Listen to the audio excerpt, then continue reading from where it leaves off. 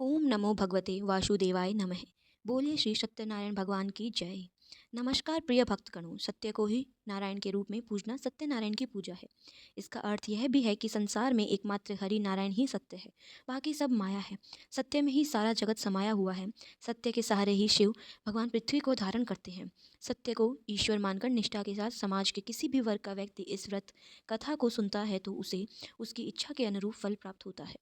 पंचांग के अनुसार हर पूर्णिमा को सत्यनारायण भगवान की पूजा उपासना की जाती है। इस दिन भगवान श्री हरि विष्णु के नारायण स्वरूप की पूजा की जाती है।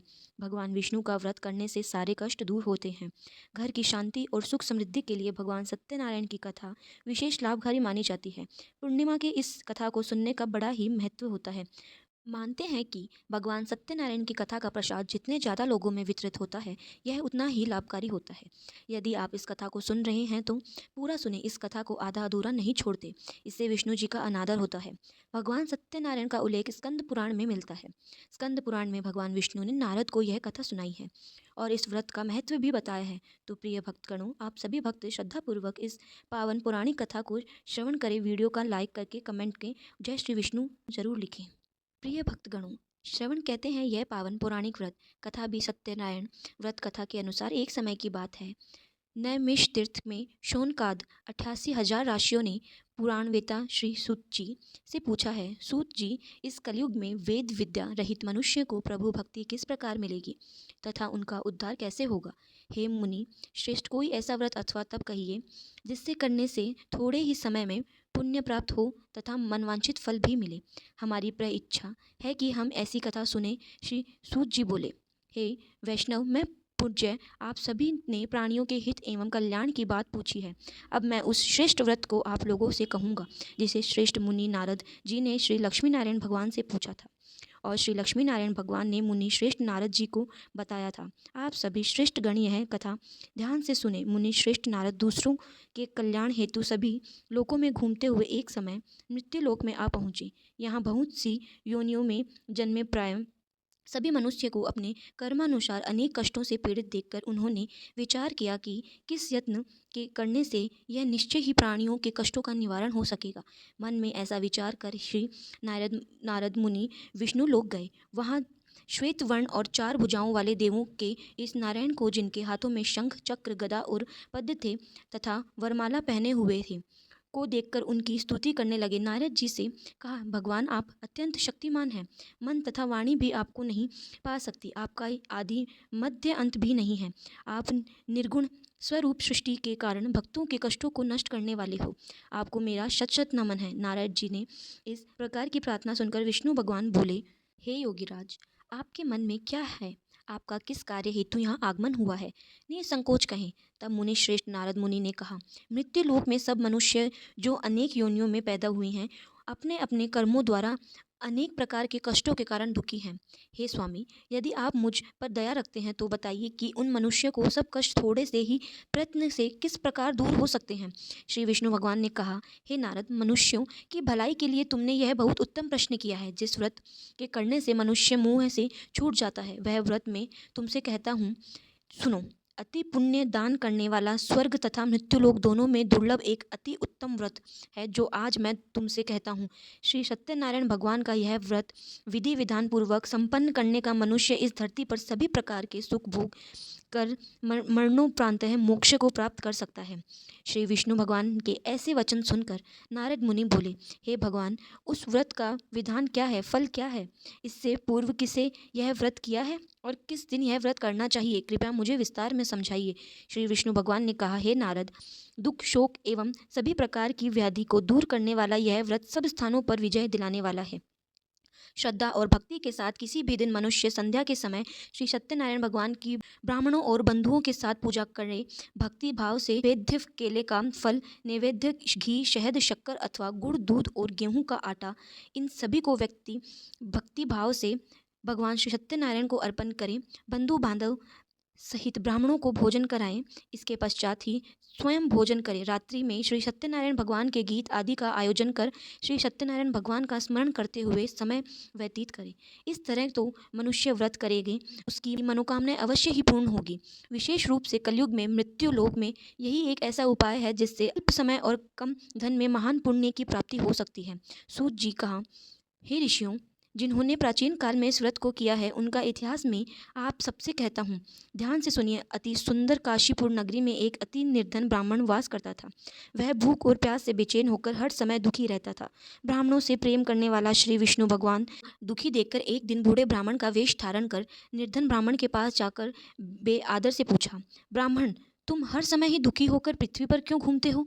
श्रेष्ठ ब्राह्मण, अपनी व्यथा मुझे कहो, मैं सुनना चाहता हूँ। कष्टों से घिरे उस ब्राह्मण ने कहा, निर्धन ब्राह्मण हूँ, भिक्षा के लिए पृथ्वी पर मारा मारा फिरता हूँ। हे भगवान, यदि आप इससे मुक्ति पाने का कोई उपाय जानते हो तो कृपया मुझे बताएं। बूढ़े ब्राह्मण का रूप धारण किए हुए श्री विष्णु भगवान तब बोले, हे ब्राह्मण, श्री सत्यनारायण भगवान की मनवांछित फल देने वाले हैं, इसलिए तुम उनका विधि पूर्वक पूजन करो, जिसके करने से मनुष्य सब दुखों से मुक्त हो जाता है। दरिद्र ब्राह्मण को व्रत का संपूर्ण विधान बतलाकर बूढ़े ब्राह्मण का रूप धरे श्री सत्यनारायण भगवान अंतर्ध्यान हो गए। बूढ़े ब्राह्मण ने जिस व्रत का बतलाया है मैं उसको अवश्य विधि विधान सहित करूंगा।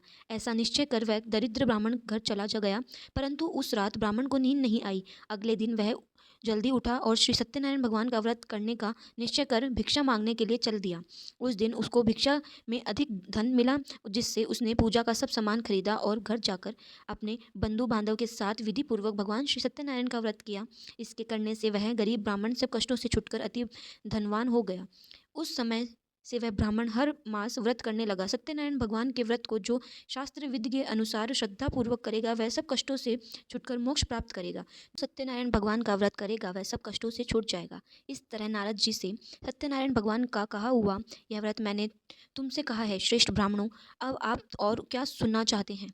मुझसे कहे। तब ऋषियों ने कहा कि मुनि ऋषवर, संसार में इस विप्र से सुनकर किस किस ने इस व्रत को किया है, सब सुनना चाहते हैं। मुनियों ने ऐसा सुनकर श्री सूत जी से कहा, हे मुनि गण, जिस जिस प्राणी ने इस व्रत को किया है उन सबकी कथा सुनो। एक समय वह धनी ब्राह्मण बंधु बांधव के साथ विधि के अनुसार अपने घर पर श्री सत्यनारायण भगवान का व्रत कर रहा था।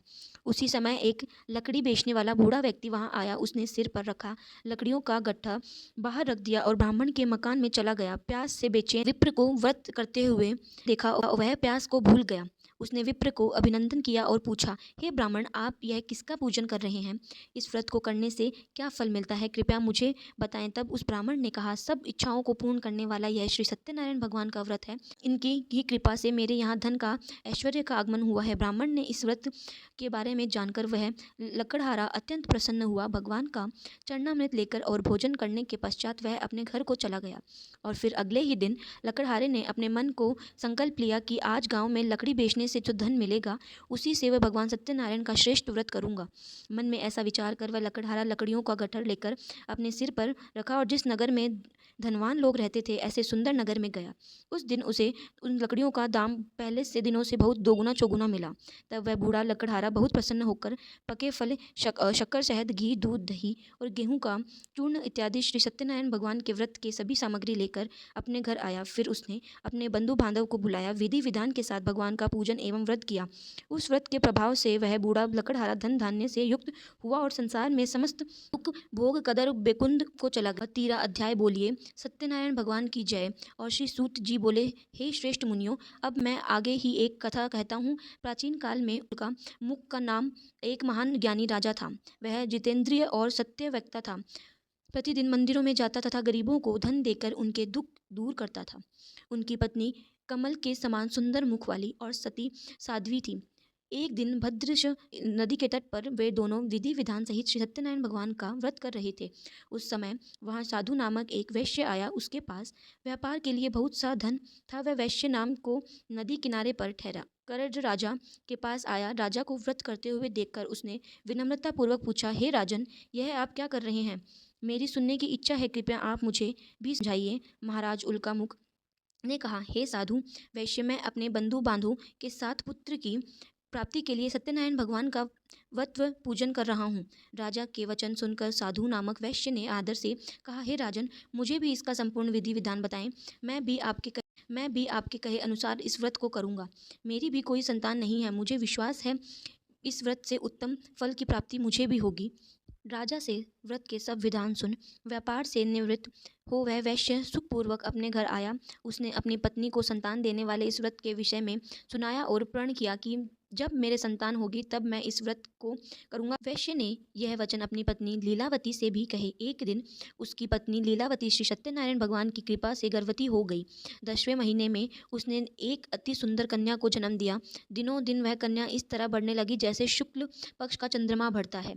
कन्या का नाम उन्होंने कलावती रखा। तब लीलावती ने मीठे शब्दों में अपने पति को याद दिलाया कि आपने जो भगवान का व्रत करने का संकल्प किया था अब आप उसे पूरा कर लीजिए। साधु वैश्य ने कहा, हे प्रिय, मैं कलावती के विवाह पर इस व्रत को करूँगा। इस प्रकार अपनी पत्नी को आश्वासन दे वह व्यापार करने विदेश चला गया। लौटने पर साधु ने जब नगर में सखियों के साथ अपनी वयस्क होती हुई पुत्री को खेलते देखा तब उसे उसके विवाह की चिंता हुई। तब उसने एक दूत को बुलाकर कहा कि उसकी पुत्री के लिए कोई सुयोग्य वर देखकर लाएं। दूत साधु नामक वैश्य की आज्ञा पाकर कंचन नगर पहुंचा और देखभाल कर वैश्य की कन्या के लिए एक सुयोग्य वणिक पुत्र ले आया। उस सुयोग्य पुत्र के साथ साधु नामक वैश्य ने अपने बंधु बांधव सहित प्रसन्नचित्त होकर अपनी पुत्री का विवाह कर दिया। दुर्भाग्य से वह विवाह के समय भी सत्यनारायण भगवान का व्रत करना भूल गया। इस पर श्री सत्यनारायण भगवान अत्यंत क्रोधित हो गए। उन्होंने वैश्य को श्राप दिया कि तुम्हें दारुण दुख प्राप्त होगा। और फिर अपने कार्य में कुशल वैश्य अपने दामाद सहित नावों का बेड़ा लेकर व्यापार करने के लिए सागर के समीप स्थित रत्न सारपुरिया से प्रेरित एक चोर राजा चंद्र केतु का धन चुराकर भाग रहा था। राजा के दूतों को अपने पीछे तेजी से आते देख चोर ने घबराकर राजा के धन को वैश्य की नाव में छुपाकर रख दिया जहां वे ससुर जमाई ठहरे हुए थे और भाग गया। दूतों ने कहा, उस वैश्य के पास राजा के धन को रखा देखकर उन्होंने उस ससुर दामाद को ही चोर समझा। वे उन ससुर दामाद दोनों को बांध कर ले गए और राजा के समीप जाकर बोले, आपका धन चुराने वाले यह 2 चोर हम पकड़ कर लाए हैं, देखकर आज्ञा दें। तब राजा ने बिना उस वैश्य की बात सुने उन्हें कारागार में डालने की आज्ञा दे दी। इस प्रकार राजा की आज्ञा से उनको कारावास में डाल दिया गया तथा उनका सारा धन ही छीन लिया गया। सत्यनारायण भगवान के श्राप के कारण उस वैश्य की पत्नी लीलावती व पुत्री कलावती भी घर पर बहुत दुखी हो गई। उनका सारा धन चोर चुरा कर ले गए। मानसिक व आस में कलावती एक ब्राह्मण के घर गई। उसने ब्राह्मण को भी श्री सत्यनारायण भगवान का व्रत करते हुए देखा। उसने कथा सुनी तथा श्रद्धापूर्वक प्रसाद ग्रहण कर रात को घर आई। तब माता ने कलावती से पूछा, तू अब तक कहाँ रही है? मैं तेरे लिए बहुत चिंतित भी थी। माता के शब्द सुन कलावती बोली, हे माता, मैंने एक ब्राह्मण के घर में श्री सत्यनारायण भगवान का व्रत होते हुए देखा है और मेरी भी उस उत्तम व्रत को करने की इच्छा है। कलावती के वचन सुनकर लीलावती ने सत्यनारायण भगवान की पूजन की तैयारी की। उसने बंधुओं को सहित श्री सत्यनारायण भगवान का पूजन व व्रत किया और वह मांगा कि मेरे पति और दामाद शीघ्र ही घर लौट आएं। साथ ही विनती की कि हे प्रभु, अगर उनसे या हमसे कोई भी भूल हुई हो तो सबका अपराध क्षमा करें। श्री सत्यनारायण भगवान इस व्रत को प्रसन्नता से स्वीकार करते हैं और उन्होंने राजा चंद्रकेतु को स्वप्न में दर्शन देकर कहा, हे राजन, जिन दोनों वेश्यों को तुमने बंदी बना रखा है वह निर्दोष हैं, उन्हें प्रातः ही छोड़ दो। का धन सब जो तुमने अधिग्रहित किया है लौटा दो, अन्यथा मैं तुम्हारा राज्य, धन, पुत्र आदि सब नष्ट कर दूंगा। राजा से ऐसा वचन कहकर भगवान अंतर्ध्यान हो गए और फिर प्रातः काल राजा चंद्रकेतु ने दरबार में सबको अपना स्वप्न सुनाया और सैनिकों को आज्ञा दी कि दोनों वैश्य को से मुक्त कर दरबार में ले जाएं। दोनों ने आते ही राजा को प्रमाण किया। राजा ने अपने कोमल वचनों से कहा, हे महानुभाव, तुम्हें अज्ञानतावश ऐसे कठिन दुख प्राप्त हुआ है। अब तुम्हें कोई भय नहीं है, तुम मुक्त हो। इसके बाद राजा ने उनको नए नए वस्त्र भूषण पहनवाया तथा उनका जितना धन लिया था उससे दोगुना लौटाकर घर विदा किया। वैश्य अपने घर को चल दिए। श्री सत्यनारायण भगवान की कथा का 4था अध्याय। बोलिए सत्यनारायण भगवान की जय। सूत जी ने आगे कहा, वैश्य ने यात्रा आरंभ की और अपने नगर को चला। उसके थोड़ी दूर आगे बढ़ने पर दंडी वेशधारी श्री सत्यनारायण भगवान ने उनकी परीक्षा लेने हेतु उससे पूछा, हे वैश्य, तेरी नाव में क्या है? अभिमान वणिक हंसता हुआ बोला, हे दंडी, क्या धन लेने की कामना है आपकी? मेरी नाव में तो बेल के पत्ते भरे हैं। वैश्य के ऐसे वचन सुनकर दंडी वेशधारी श्री सत्यनारायण भगवान बोले, तुम्हारे वचन सत्य हो। कहकर वह वहाँ से चले गए और कुछ दूर जाकर समुद्र के तट पर बैठ गए। दंडी महाराज के जाने के बाद वैश्य ने नित्य क्रिया से निवृत्त होने के बाद नाव को ऊंची उठी देखकर अचंभा किया तथा नाव में बेल पत्ते आदि देखकर मूर्छित हो जमीन पर गिर पड़ा। मूर्छा खुलने पर अति शोक करने लगा। तब उसके दामाद ने कहा, आप शोक ना करें, यह दंडी महाराज का श्राप है। अंततः हमें उनकी शरण में चलना चाहिए, वही हमारे दुखों का अंत करेंगे। दामाद के वचन सुनकर वह वैश्य दंडी भगवान के पास पहुंचा। आप करते हुए बोला, मैंने जो आपसे असत्य वचन कहे थे उनके लिए मुझे क्षमा करें।